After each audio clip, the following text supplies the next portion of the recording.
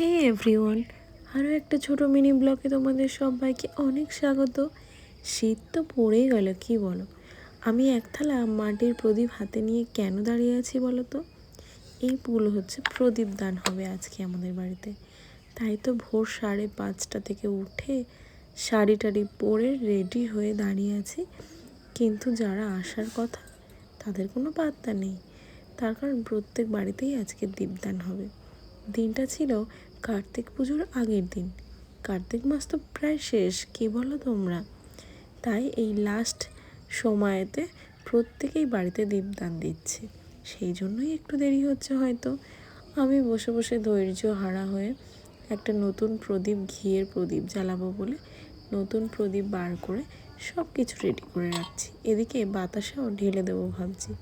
এদিকে ওদের জন্য একটা সিঁদে রেডি করেছি, যেগুলো ওদেরকে দিতে হয় এলে, তো সেই জন্য এগুলো রেডি করলাম এখন। আর আমি অপেক্ষা করতে করতে ওরা সবাই চলেই এলো, এসে হরিনাম শুরু করলো।